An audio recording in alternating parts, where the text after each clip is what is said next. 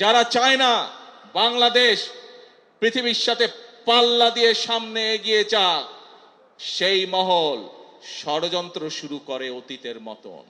প্রিয় ভাই বোনেরা, শ্রমিক বলুন, কৃষক বলুন, নারী বলুন, যুবক বলুন, যার কথাই বলুন না কেন, আমাদের দেশের অধিকাংশ মানুষ এখনো গ্রামে বসবাস করে। এই গ্রামের মানুষ সঠিক সময়, প্রয়োজনের সময় তারা বিভিন্ন কাজেই হোক, কৃষি কাজই হোক অথবা তাদের ব্যক্তিগত কারণে ব্যক্তিগত কাজই হোক, পানি পায় না। যে পানির অপর নাম জীবন, সেই পানি তারা সঠিকভাবে পায় না। সেজন্যই আপনারা দেখেছেন শহীদ জিয়ার সেই বিখ্যাত কর্মসূচি খাল খনন আমরা শুরু করেছি। যেই খাল খননের মাধ্যমে কৃষক ভাইদেরকে যেমন পানির সুবিধা, সেচ সুবিধা পৌঁছে দেব আমরা, ঠিক একইভাবে গ্রামের মানুষ যাতে সহজেই পানির চাহিদা পূরণ করতে পারে, সেটি অন্যতম কারণ এই খাল খননের জন্য। খাল খনন এর মাধ্যমে কৃষক ভাইরা যেমন সুবিধা পাবে, একইভাবে গ্রামের খেটে খাওয়া সাধারণ মানুষও সেইভাবে একইভাবে সুবিধা পাবে। উপস্থিত প্রিয় ভাই বোনেরা, আজ আমাদেরকে একটি সময় এসেছে যখন আমাদেরকে ঐক্যবদ্ধ হতে হবে। আজ যে কথাগুলো আপনাদের সামনে আমি তুলে ধরলাম, এই মোতাবেক যদি আমরা ধীরে ধীরে দেশকে এগিয়ে নিতে পারি, যদি আমরা এগিয়ে নিতে পারি, তাহলেই আমাদের পক্ষে সম্ভব কৃষক, শ্রমিক, ছাত্র, জনতা সকলের ভাগ্য পরিবর্তন। এবং এই মানুষগুলোর ভাগ্য পরিবর্তন হলেই দেশের ভাগ্যের পরিবর্তন একমাত্র সম্ভব। প্রিয় ভাই বোনেরা, বাংলাদেশের মানুষ 12 তারিখ থেকে আবারও সেই হারিয়ে যাওয়া গণতান্ত্রিক যাত্রা শুরু করেছে। আমরা অতীতে দেখেছি প্রিয় ভাই বোনেরা, যখনই বাংলাদেশ গণতন্ত্রের পক্ষে যাত্রা করেছে, আমরা দেখেছি ধীরে ধীরে এই দেশে মিল কলকারখানা গড়ে উঠেছে। প্রিয় ভাই বোনেরা, আমরা দেখেছি অতীতে যখনই বাংলাদেশ গণতন্ত্রের পক্ষে যাত্রা শুরু করেছে, তখনই বাংলাদেশের অর্থনীতি ধীরে ধীরে শক্তিশালী হওয়া ধরেছিল। প্রিয় ভাই বোনেরা, আমরা দেখেছি যখনই বাংলাদেশ গণতন্ত্রের পক্ষে যাত্রা শুরু করেছিল, তখনই আমরা দেখেছি এই দেশের শিক্ষা ব্যবস্থাগুলোতে সুন্দরভাবে ধীরে ধীরে শিক্ষার পরিবেশ ফিরে এসেছে।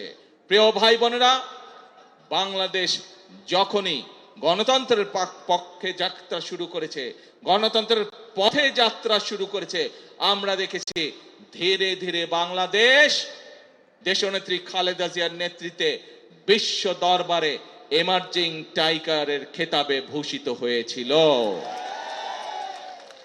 কিন্তু প্রিয় ভাই বোনেরা, বাংলাদেশ যখনই গণতন্ত্রের পথে যাত্রা শুরু করে, কিছু মহলের সেটি পছন্দ নয় এবং সেই সকল মহল যারা চায় না বাংলাদেশের মানুষ তার ভাগ্য পরিবর্তনের জন্য পরিশ্রম শুরু করুক, যারা চায় না বাংলাদেশ পৃথিবীর সাথে পাল্লা দিয়ে সামনে এগিয়ে যাক, সেই মহল ষড়যন্ত্র শুরু করে অতীতের মতন।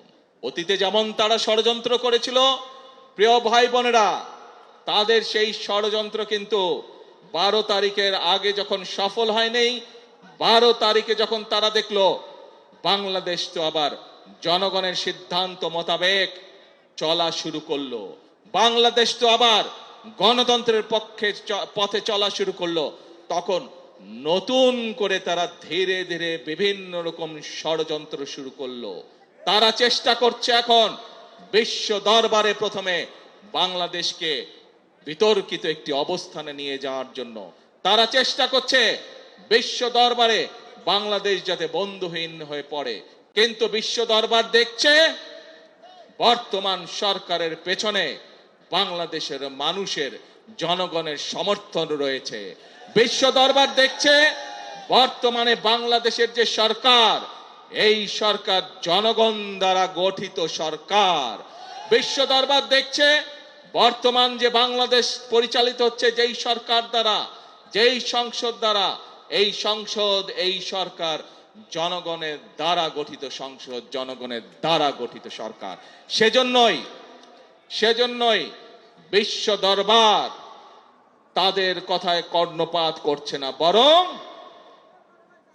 বিশ্ব দরবার জনগণের যে নির্বাচিত প্রতিনিধি, জনগণের যে নির্বাচিত সরকার, তাদের সাথে কথা বলছে কিভাবে তারা এই দেশে বিনিয়োগ করবে, কিভাবে তারা এই দেশে শ্রমিকদের ভাগ্য পরিবর্তনে সহায়তা করবে, কিভাবে তারা এই দেশের মানুষের ভাগ্য পরিবর্তনে সাহায্য করবে। প্রিয় ভাই বোনেরা, আমাদেরকে বিশ্ব দরবারের এই সুযোগ গ্রহণ করতে হবে। দেশের স্বার্থে, এই দেশের মানুষের স্বার্থে, সর্বোপরি এই দেশের শ্রমিক ভাইদের স্বার্থে। সেজন্যই আজকে আমাদেরকে চোখ কান সব খোলা রাখতে হবে। যারা দেশকে বিতর্কিত পর্যায়ে নিতে চায়, যারা দেশে অরাজকতা সৃষ্টি করতে চায়, এরকম যদি কেউ থাকে, তাহলে শ্রমিক ভাই সহ প্রতিটি দেশের প্রতিটি বাংলাদেশি প্রতিটি মানুষের কাছে আমার আহ্বান থাকবে, আপনাদেরকে সজাগ হতে হবে, আপনাদেরকে সতর্ক হতে হবে, আপনাদেরকে জেগে উঠতে হবে, আপনাদেরকে তাদের ষড়যন্ত্র প্রতিহত করতে হবে, জবাব দিতে হবে। যেভাবে আমরা স্বৈরাচারকে 17 বছর ধরে জবাব দিয়েছি,